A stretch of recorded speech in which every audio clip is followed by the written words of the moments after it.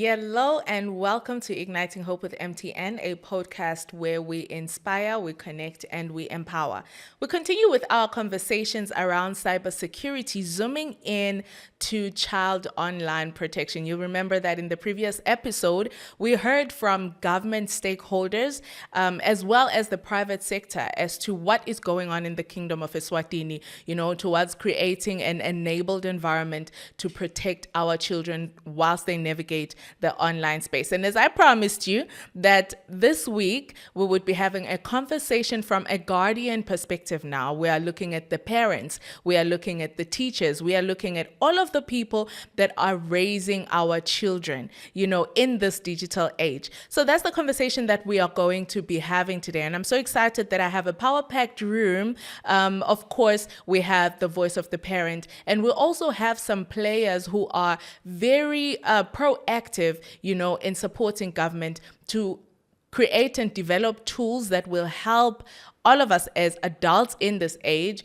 who are raising these children in an online environment. So without further ado, I'm going to allow my guests to introduce themselves, starting with you over there. Thank you very much. My name is Luandle Simelane. I'm with the Eswatini National Commission for UNESCO. Thank you so for having us. I'm Kolisi Dlamini from Eswatini Communications Commission. Hi everyone, I am Nomfundo Chiane from MTN, a parent in this context. Awesome stuff. Thank you guys so much for joining us. I really look forward to this conversation. I think the previous conversation that we had the DPM's office, we have ESCOM as well. And, they were just sharing from research perspective what they find in the Kingdom of Eswatini. And it's shocking to realize that there's so much that is going on. There's so much risk that our children are exposed to when it comes to the topic of child online protection. So I want to start with you, Mkolisi, because I know that ESCOM has been playing a very important role, just researching and also driving awareness campaigns, teaching the different stakeholders within the value chain of this topic. But when you're conducting this work, what are the primary risks that we are looking at as the Kingdom of Eswatini in the topic of protecting our children online? It's quite an interesting question, Thando, and thank you for that one. ESCOM has embarked largely, as you've mentioned, on the awareness, but recently we've delved into child online protection. And as of this year, we are developing a child online strategy coupled with the child online guidelines. And as we're going around doing the collection of data, stakeholder engagement, particularly with the affected parties, which are the children, we are finding quite disheartening information, or information that is really sad. A number of our children are not only being cyberbullied, there's a high rise of cyberbullying in the country, and one of the things that these young people are now doing is that they're gravitating and they're actually getting smarter in what or how they actually do the cyberbullying. First, it was them just creating groups on WhatsApp, and where they'll just cyberbully each other, and not only themselves, but they'll cyberbully teachers, they'll cyberbully parents. Anything that you post as a young person, and anyone that is in the group has access to that information, they'll put it in the group, and then they start cyberbullying you. One young girl was cyberbullied because of the picture quality that she had actually posted, wherein some were now saying, "Ungathul Popo." I think we took a picture using a Mobicel, and it just goes on. And then when they saw that we're now working around matters of investigating that group, they then changed to channels and started posting these cyberbullying, topics or things that they were saying to each other anonymously. And the only person that actually gets to know who is that cyberbully is the administrator of that, channel that has been created. So every now and then we're trying to go out and teach these young people the repercussions of cyberbullying, what it means when you bully someone else. And we're also asking them for feedback. Why do you get to cyberbully people? Just last week I was visiting SOS, and part of the conversation was, why do you cyberbully young people? And I was happy because they got to engage me in a sense that said, I am a cyberbully. They lifted up their hands, yes, we cyberbully. And I asked one of the young people, and they said, no, I'm trying to gain power. you know what, I've been cyberbullied, so for me to regain power, I started cyberbullying. And cyberbullying is not the only one. Young girls are now experiencing a high level of sextortion led after, sexual grooming. They're meeting other people on socials who then now introduce them, slowly grooming them to actually expose themselves, exposing their bodies. And we're not sure whether the perpetrators are older people or younger people, because in one of the schools that we visited just to get information, one young girl said, no, it's not guys that are approaching us. It's other girls that are approaching us in the sense that they are now pimps. So we've gotten to that level, and you can now understand, you can now, shockingly, Tando, you can see the picture. If a girl is approaching you, you will easily accept that friend request. But little do you know that she's becoming a pimp for other people. And these young people, whenever we have these conversations, they're telling you things that you wouldn't think is actually happening. And they'll just tell you, know what, do you think I would own a phone like this? I have a better phone than you. Where do you think I would get it? My parents wouldn't give me this phone. So that's where they're driving the conversation to say, for instance, one of them said, "Ekhaya vele kude kudla. I have to feed myself, I have to feed my younger brother, even my parents, who sometimes just forget about us. We need to make sure that there's food on the table." And what solution do you provide to that person? What are you going to say when they say, "I provide food because I've been sexual groomed, it's now sextortion," or whatever it is? And the conversation, every time we're driving it, we're talking about to these young people that please don't share too much information that another person can then, extort you out of use it against you. They say it's too late, we're already there. Yeah. Now, the strategy that we're developing, in collaboration with the different parties, is trying to answer that. But how do you answer, how am I going to get the next bread if this is now what I'm using to get my next bread? There's harassment, as I mentioned, there's also cyberbullying, but those are the major issues that we're facing in terms of the young people that we're seeing in Eswatini. Sure, it's like every time I hear these stories, my skin just crawls, because that is the reality. I think, every generation of parents faces their own issues in raising their children. But I don't know, when I look at these issues that this generation of parents is facing, it just really feels intense. So I want to come to you, Nomfundo. How does it feel hearing these are some of the things that our children are going through?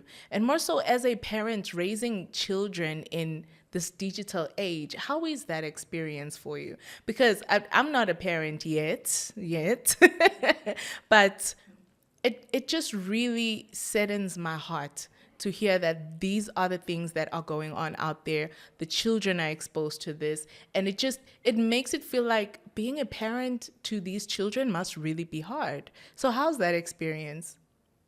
First, I probably want to say that as he was speaking, I was cringing, like, what? What? And I think it also comes from that perspective of, are my kids really honest with what they're experiencing out there? Because it sounds to me like there is a whole lot. So as a parent of boys, and I'm not even going to exclude and say it's a bit chilly from what he's saying to say maybe girls are more exposed. But as a parent of boys, I have experienced a bit of it. So COVID forced us to buy phones for our kids, because they then had to start to learn online.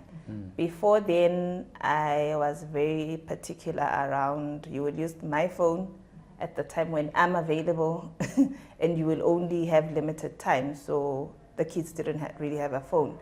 But they were then, during COVID, we were forced to buy them gadgets because they had to be at school. So when my son had his first phone, he was around 10 then, he sort of got messages from people that were, it was just general messages talking about certain topics. I remember one day he showed me a not so good video on nudes and all of that. WhatsApp. Sure. So on nudes and all of that. But I've always been very open with my kids. You report everything because it's very important that we have a conversation around it. And you just make sure we have a conversation, whether you feel it deserves that conversation or not. So as soon as that came through, he came through, taught them the basics. You must block this person, and I made the call to the person to obviously say, you don't send this to strangers and all of that.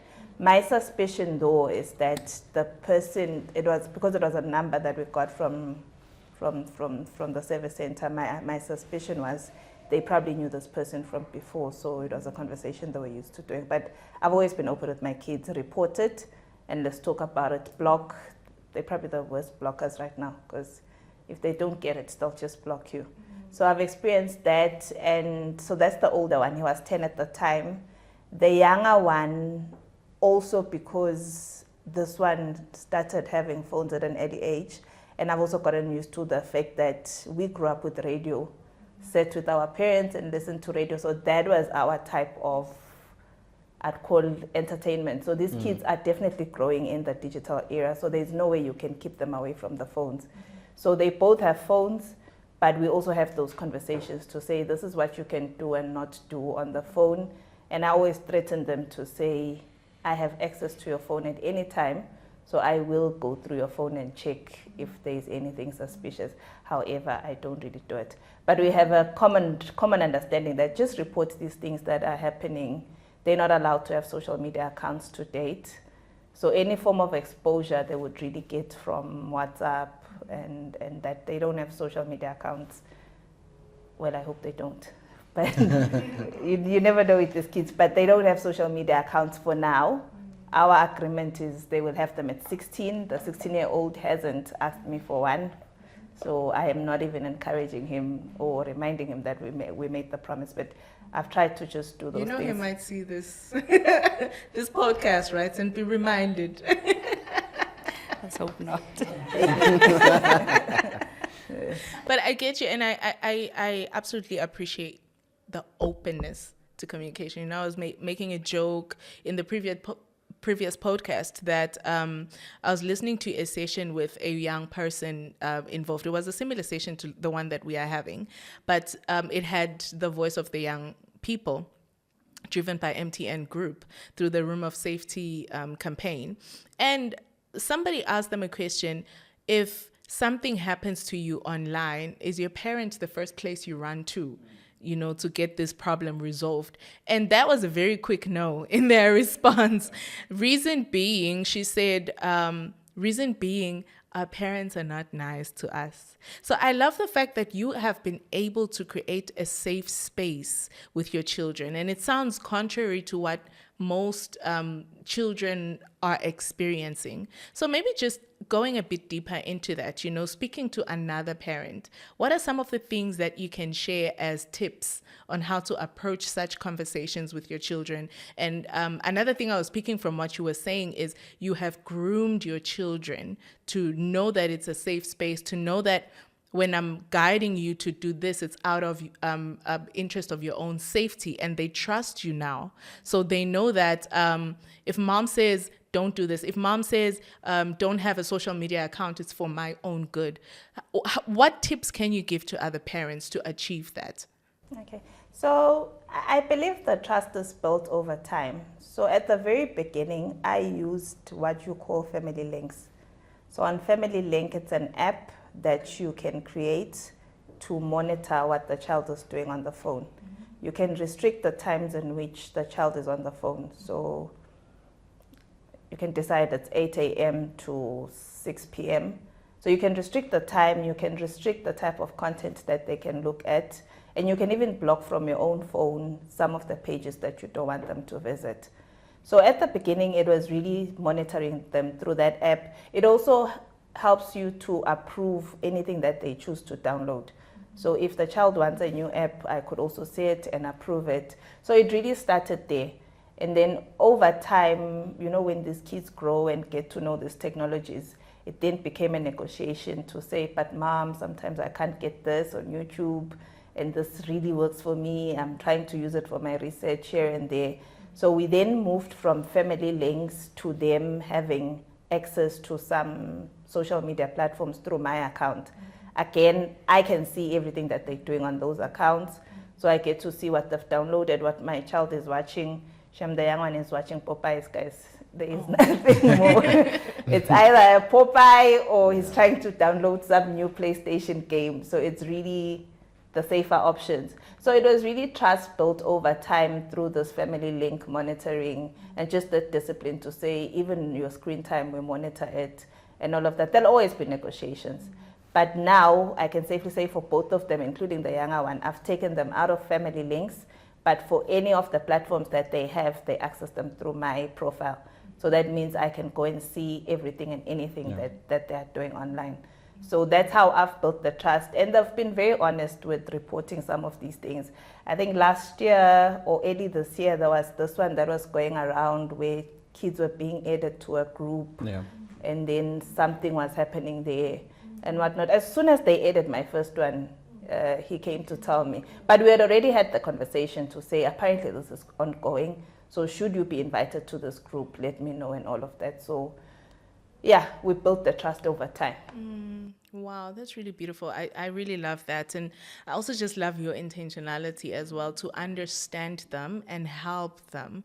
Because I think one thing that I think is a challenge in raising today's generation is, you know, the approach that is like militant and all of that. So I just love that conversational approach that you have with your children. And as Mkolisi was sharing that indeed there are these WhatsApp platforms that are being created, channels and all of that with inappropriate content. But I love the fact that you expose yourself to the awareness of it and drive the conversation with your children even before we get to that. And I think that's definitely something beautiful for every parent listening to adopt into their strategy and how you're raising your children. And, you know, I want us to come to you, Lwandle, because I want to know, is Eswatini the only place having these challenges? How does it look out there, you know, from a global perspective? I love the fact that UNESCO is a global institution and you guys have access to information from, and I'll call it an aerial view of what is happening when it comes to protecting our children online. But are we the only ones suffering, or is the whole world suffering? How's the situation from a global perspective? As you know, the internet has no borders. So Eswatini is not free from the troubles of the internet. The internet is a good and a bad place. We cannot talk about digital transformation and not place emphasis on cybersecurity and child online safety. So UNESCO did a study, and approximately 1 billion children encounter violence, be it cyber, physical, it's encountered. That's a huge number. And we're seeing a lot of grooming, a lot of social media reliance, a lot of behavioral change, cults are happening online. And I will place emphasis, Eswatini is not free from those. Previously, bamfana befanele baphume egedeni kude babe sengotini. Namuhla umfana basengotini ahleti nawe la. And I like what the previous speakers have mentioned. We need to be present. We need to raise awareness. And what SCCOM and MTN are doing is highly commendable. There really needs to be that mindset shift when it comes to cybersecurity. Particularly parents and teachers. Just like everything else, we need to build the skills. We need to inculcate everywhere in cybersecurity. Siyabona nyalo kune gangsterism. Most people would assume it actually happens that it starts online. We had a conversation earlier that we talk about drugs, we talk about alcohol, but do we talk about cults? You know, these are the realities of the internet, and we cannot deny it. We're in the digital age. We see it globally, says Funza Online. We're seeing countries adopt AI in primary schools. That means the use of the internet. But are we being proactive in terms of safety, in terms of having responsible digital citizens is the question that begs to be answered. And as countries, we really need to look at it as a systems thinking approach, particularly when it comes to youth engagement. Sustainability starts with teachers. Let us involve the teachers. Let us involve our communities. Let us involve our parents. It's a collaboration. It requires systems thinking. And at a global level, the problems that are faced there, like I said, aguna maboda is globalization. Everything they are facing in America or wherever, we are facing. So we really appreciate such platforms because more than anything else, it's about awareness and that mindset shift and knowing how to deal with these issues and having the right strategies and formulas in place. You know, from what you're saying, I'm just, remembering a part of the conversation that we had in the previous podcast, especially when speaking of what you just said about collaborating, parents collaborating with teachers, collaborating with, the private sector, with government towards protecting our children. I think one of the sentiments that were raised was parents feeling as though, or rather teachers feeling as though parents are just, giving them their children to raise and they're not particularly doing the same or giving the same effort. So what's your take on that? And I think I want to pose this question to all of you guys. What is your take? From UNESCO perspective, there's a lot of work that you do out there with communities, with schools, ESCOM, same, and Nomfundo as a parent. What can you say about that notion? It's actually very precise. Just recently, we were commemorating Teachers' Day, and the theme was us. It was a call to action for all of us, communities, members, entities, policymakers, that education does not end within the four walls of the classroom. As babambiseni bothishela. If you look at umphalo wabotishela, they have a classroom of a large number of learners, and you expect this one person to look at each and every student. Of course, angeke kwendeke kahle. So batali, so utsonzelelani bamfabeni, and this is the one way to combat the troubles we have. Pambilini besingabalaleli bamfana sisibamfana, but now you have to sit with the child. Children have voices, understand what they're going through. Bakhone, I like what Nomfundo was saying. Open that table, listen. Bamfana bayakudzinga kulalelwa, which is why bese bagijimela kuphi ku social media. The high reliance on social media, and you will be shocked at how much influence it has. So teachers alone cannot really be left to fight this. And remember, there's a good side and the bad side. There needs to be that balance. It's the digital era. Bamfana sobanikili internet. Utabayendeni is one of the things that we really need to look into as a country.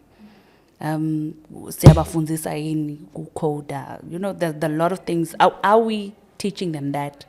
But of course, we have to capacitate botishela. Sustainability truly begins with the teacher in this instance. And of course, let us also engage the parents and the communities. Funa kubanjiswane. Singalahleli vele bantwana botishela. Yeah. Yeah, it's quite a really touchy subject. And I think more so because I've experienced or heard what these young people are talking about. And listening to what Nomfundo is actually articulating, I wish more parents would actually adopt that. Because in one of the things that we did in this study where we were gathering information, number one is that young people or the kids are saying, we are afraid to report. Why are you afraid to report? Because when I tell mom or dad that I've been cyberbullied, they will take away the phone instead of actually handling the matter of being cyberbullied. And in one instance, this young person said, the bigger problem is that I'm being cyberbullied, but the parent herein takes away the gadget. So I'm not going to report. So there's no reporting. And, coming to what Lwandle is saying is, it's also true. Even the teachers, they're like, so why is it now our baby to then bring out these life skills. I'm here to teach maths. Why am I supposed to then tell you not to cyberbully someone else? You know, we've actually, as parents, and this is one of the things that we've seen within the commission, is that yes, we've gone into the digital age wherein COVID forced parents to buy gadgets for young people, which is a good thing. There's, there's digital transformation. There's a lot of drive so that we can give them these tools for innovation for, as parents. But we as parents, as Lwandle said, we've given them these gadgets and that's it. We've not looked at the dangers. We're not monitoring as Nomfundo is doing, from a conversation perspective. How many parents, honestly, ask yourself, how many parents do you know have installed Family Link? How many parents have said, you know what, before I give you this gadget, let's just talk about it. These are the do's, these are the don'ts. And vele lo mthwalo sesuthalise bothishela. Bothishela now have to monitor our kids. That's why in some schools they have a policy to say, don't come with your gadget. It's because the parents let the kid go with the gadget to school. Was it needed? Maybe it was not needed. You understand? There was no conversation at home to say, you don't do this, you can do this. So now the policies, the teachers, they're coming after, in the aftermath. These kids, vele sebaqalile bayapulishan, and no one's having that conversation. Everyone, and if you look at the numbers, it's quite staggering. If you can look at what kids are Googling, it will shock you. It's very painful. Sit down with a kid, what are they Googling? They're on Facebook, they're on Twitter. Is it going to help them tomorrow? It's a conversation that you as a parent need to have. A teacher, normally when they have that conversation, and that's the sad reality. Monitoring. Parents, do they monitor? We should have an honest conversation. We can't leave it all up to the teachers. And as Lwandle said, the internet is borderless. Previously, you needed to meet me face to face to bully me. You needed to say, Yatumfisha, because you see me. But now you just say it and you hide your mask. You hide behind the mask of the internet or behind your phone. The phone has given them, faceless. And these kids, they will tell you bluntly, I'll just use an anonymous account and say whatever I want to say. What are the repercussions? Nothing. That's the sad reality that we're experiencing. And as we go out there, as the regulator, we're trying to inculcate this, we're trying to bring about, responsible digital citizens, but you're also meeting these realities. Bapi batali in these conversations. And yes, some are there, they're present, like Nomfundo is present. Some of them batzala, because remember the other thing that we're battling with is that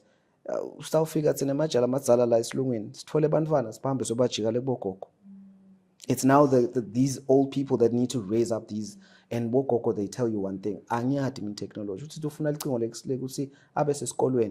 But what then happens, there's a different conversation, because uTsikoko, I can't monitor, I don't know what to cover that in. In fact, because I'm airtime, airtime. So those are the sad realities that we're actually seeing in the country, and it's unfortunate. This is the powerful tool, internet. In China, they're using it for innovation.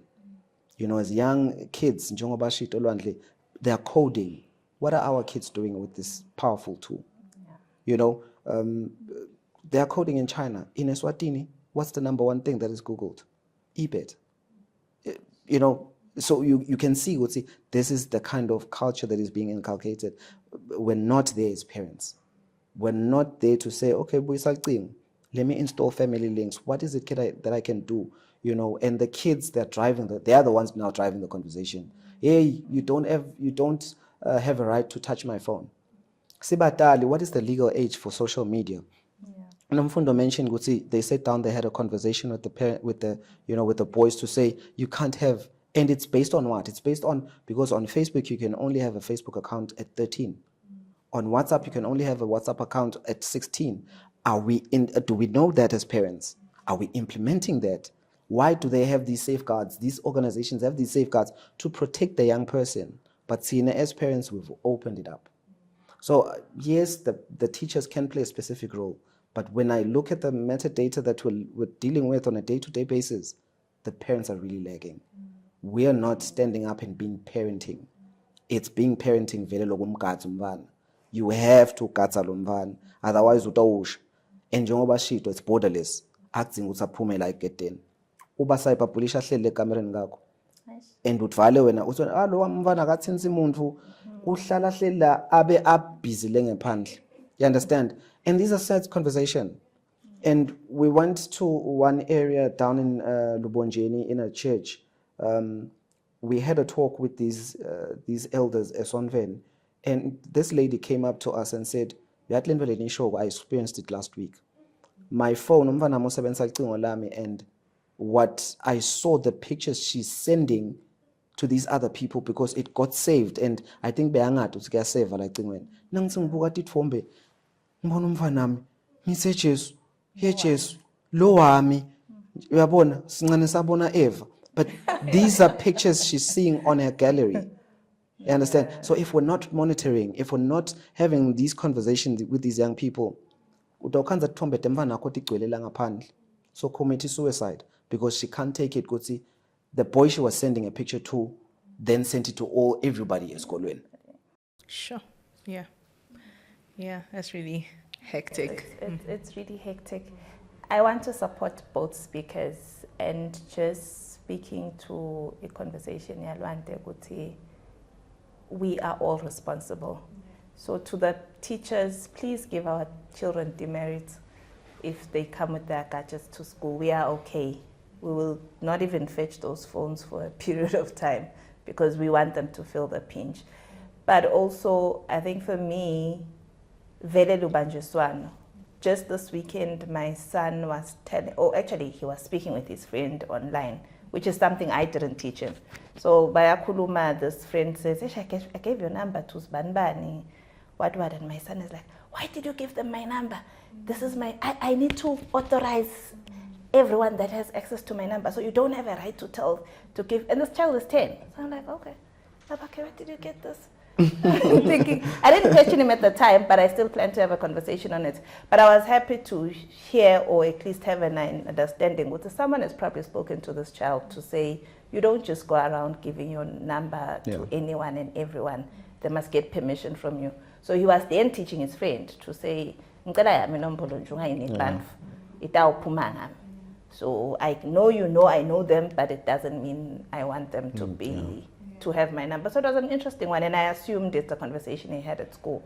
But also, I want to encourage parents to create relationships with their neighbors, especially the friends that your child spends a lot of time with.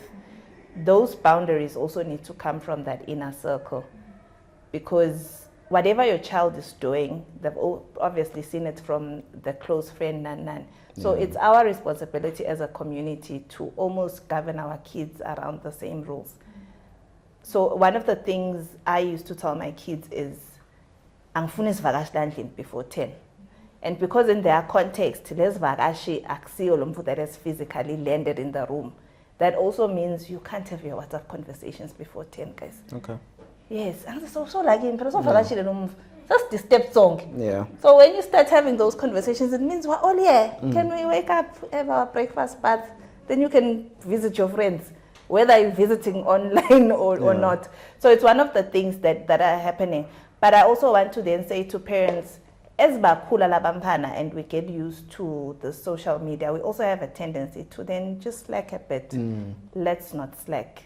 Because my elder son says it every day, Mommy, you're not as strict as you were to this young one as you were to me.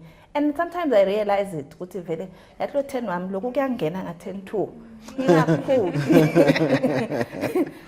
a rule that I set. So we also just need to stay consistent in whatever we're doing. Yes, we're getting older and we're getting used to this internet, but the reality is they will continue to get exposed, and they're getting exposed in more dangerous ways now. So logo fagalama boundaries is still very, very important.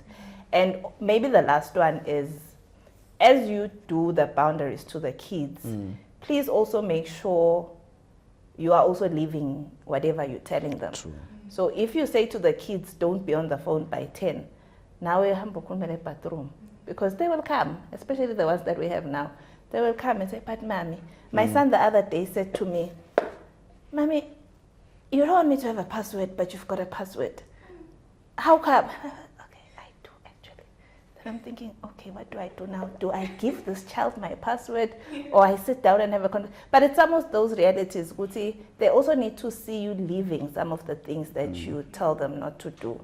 So naye password nje ngathi ngidagcina ngiyisharile vele ngoba phela ngathi mina don't have a password, or I must at least know it, but yena naseketa kulela micingo sengiyifihlile mina. So why is it okay for me to hide it when I don't want him to hide it? So as you teach them as well, please also try to reciprocate what you're saying to them. So I don't know how we balance, but just yabonga to the communities and also the teachers. We know Nyasbambis Hashem, and we continue to ask for that collaboration. Wow, that's really beautiful. And you know, one thing consistent that I'm hearing from all of you is that it's so important that as parents, expose yourself to what your children are exposed to. Secondly, allow yourself to learn to communicate effectively with your children. And I think one thing that is different with the now generation that with us, as you said, physical presence was, okay, we can see the child, she's safe in there. But now, I think it's Lwandle who mentioned it earlier, but now physical presence doesn't necessarily mean in the room. I could be exposed and doing so much out there, but I'm here in front of you and you think everything is okay. So it's very important that as parents, we also just exposed to this. And I think I'm also just appreciating some of the tips that you guys are sharing, that there are platforms that you can start at in monitoring the devices of your children. But as we're just nearing the end, I want us to, because I'm aware that UNESCO, in collaboration with ESCOM, you guys are doing quite a lot of work in just like creating guidelines to help parents, to help teachers, to help all guardians as they're raising their children in an online world. Maybe just to unpack that a little bit, Lwandle, I know that they are underway. They're not there or rather available to the public yet. But just to unpack a bit what they are and when we can look forward to this document. Okay, like you said, we're doing it in collaboration with the ESCOM. It's for teachers, parents, offers a guide on how to navigate the safety of our children. So it basically looks at a systems thinking approach, of which I mentioned, whereby we all understand our roles, from the child to the learner to the parents and to the communities as well.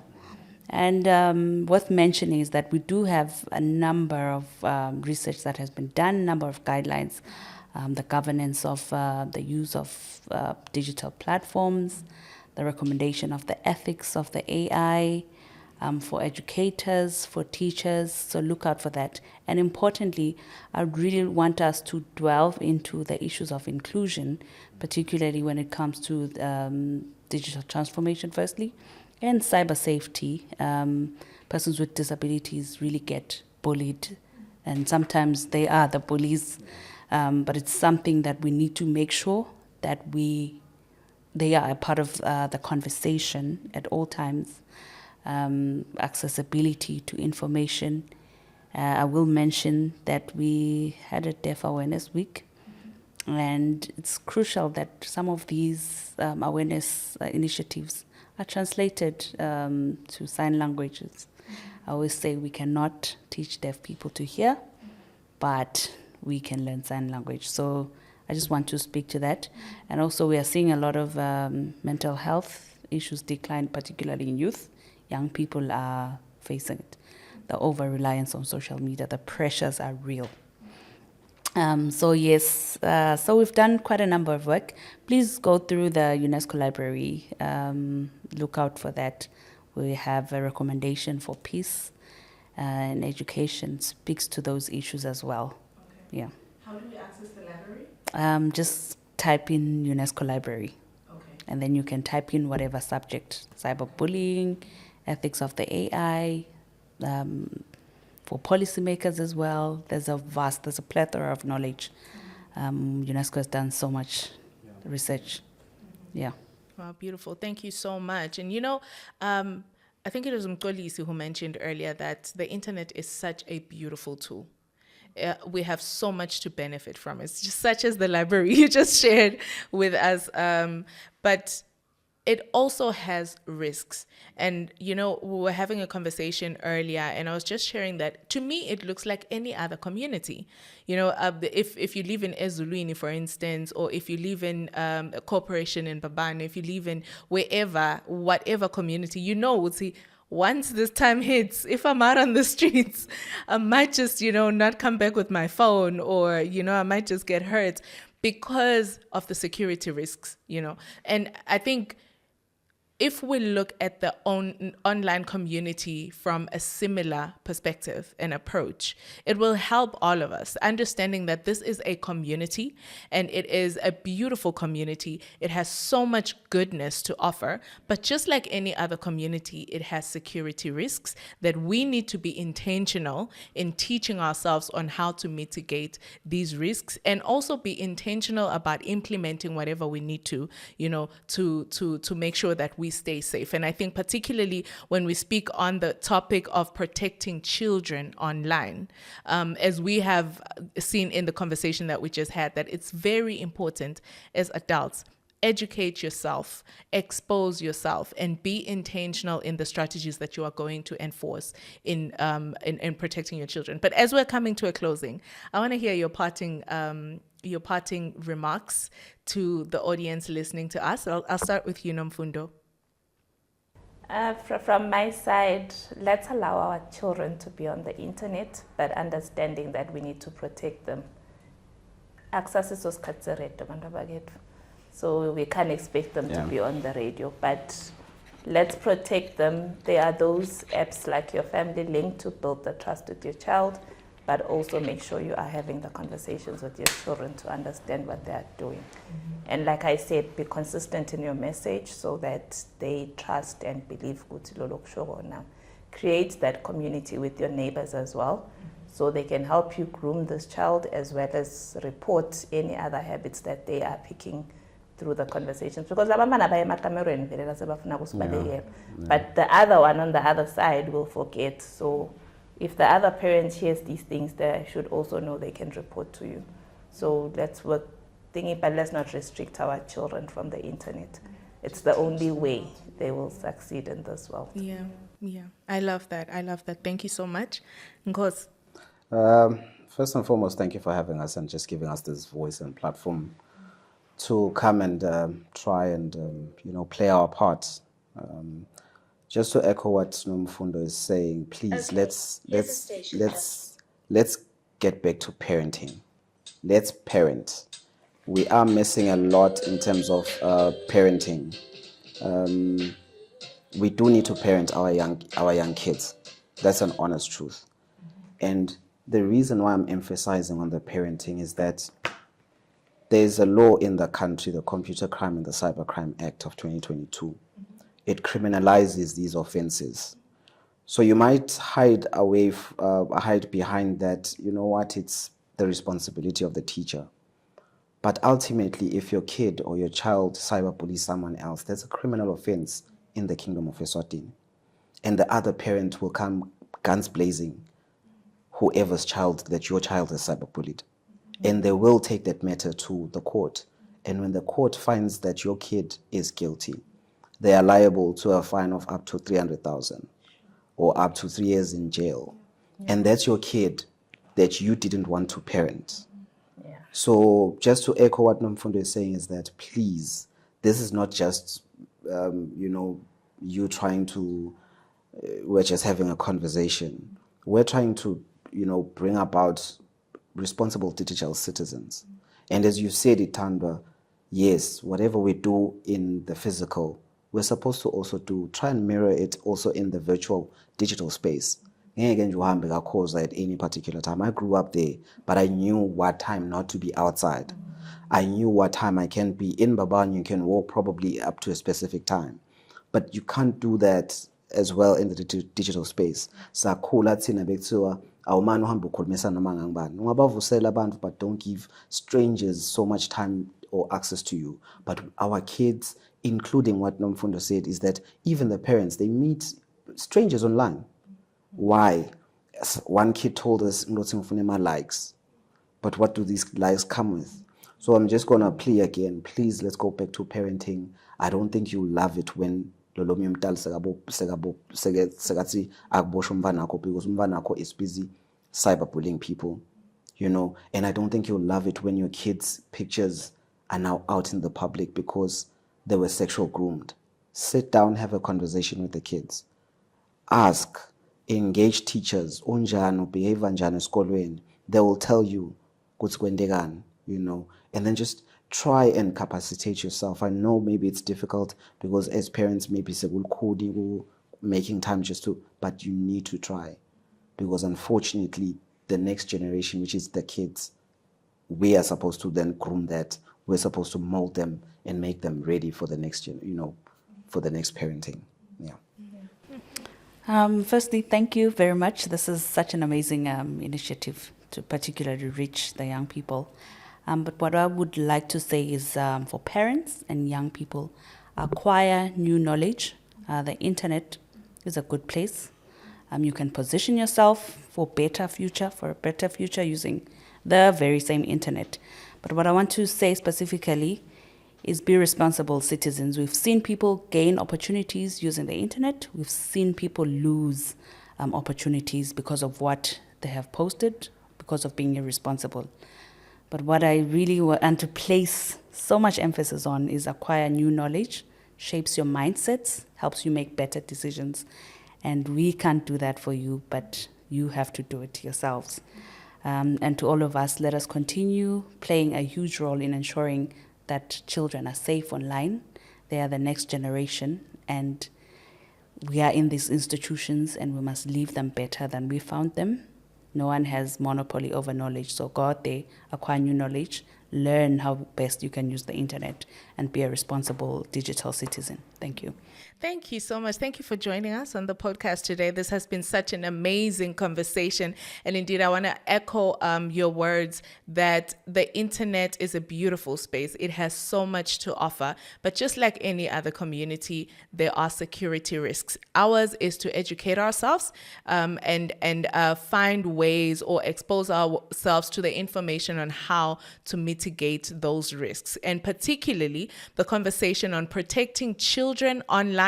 It is all of our work, as our guests on the podcast have said today, that ours is to collaborate and take responsibility in making sure that you play your part well. If you are a parent, if you are a guardian, if you are a teacher, ours is to make sure that we all play our part in protecting our children online. And I also just want to repeat the care line that DPM's office shared with us last week. It is 116. You can feel free to call 116 and report whatever it is that is suspicious that you see there, and the DPM's office on behalf of the government of Eswatini is going to respond immediately to that issue.